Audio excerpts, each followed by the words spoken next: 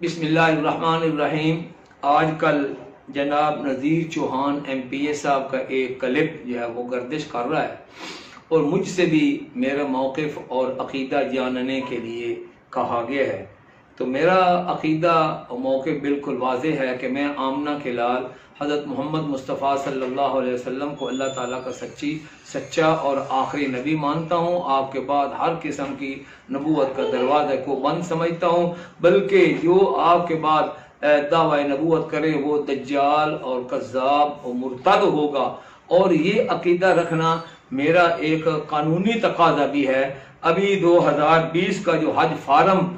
پر کیا گیا اس میں ہم سے ختم نبوت کا حلف نامہ بھی وہ پر کروایا گیا، جس کے الفاظ اس طرح ہیں: میں حلفاً اقرار کرتا ہوں کہ میں مسلمان ہوں اور حضرت محمد صلی اللہ علیہ وسلم کو آخری نبی مانتا ہوں، اور آپ صلی اللہ علیہ وسلم کے آخری نبی ہونے پر دل و جان سے یقین رکھتا ہوں۔ مزید برآں اس بات کی تصدیق کرتا ہوں کہ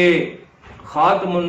النبیین والمرسلین حضرت محمد صلی اللہ علیہ وسلم کی مکمل حتمی اور غیر مشروط ختم نبوت پر ایمان رکھتا ہوں، اور یہ کہ میں نہ کسی ایسے شخص پر ایمان رکھتا ہوں اور نہ اسے بطور پیغمبر یا مذہبی مسلم مجدد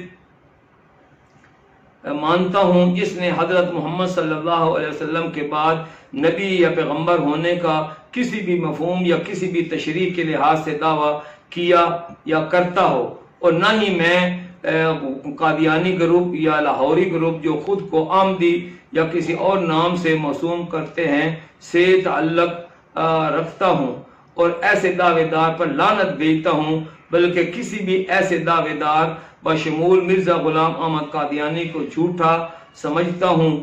یہ ہمارے لیے قانوناً بھی ایک حلف نامہ بنایا گیا ہے، ہم اس کا اقرار کرتے ہیں اور کرتے رہیں گے۔ تو میں مسلمہ کذاب ہو یا مسلمہ پنجاب ان کو کافر مرتد دارہ اسلام سے خارج سمجھتا ہوں۔ یہ جو آج ہمارے نذیر چوہان صاحب انہوں نے جو یہ اس سے شہزاد اکبر سے وضاحت مانگی ہے، کیوں مانگی ہے؟ اس لیے کہ کئی مہینوں سے پوسٹیں یہ سوشل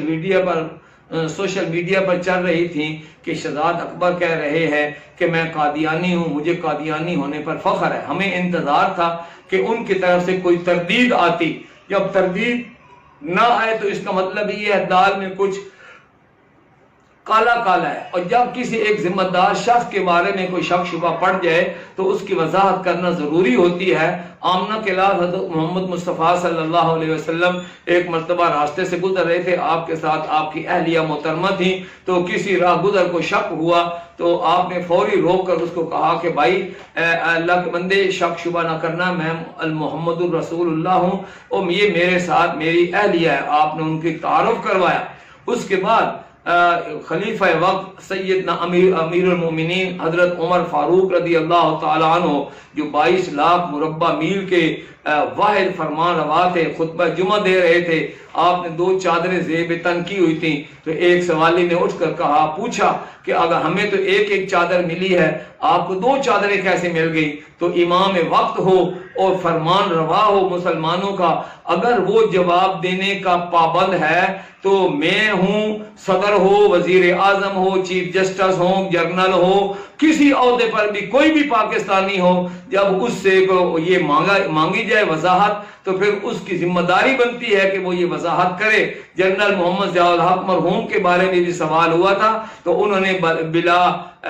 خوف تردید انہوں نے زبردست طریقے سے ختم نبوت کا مسئلہ جو ہے وہ بیان کیا تھا، اور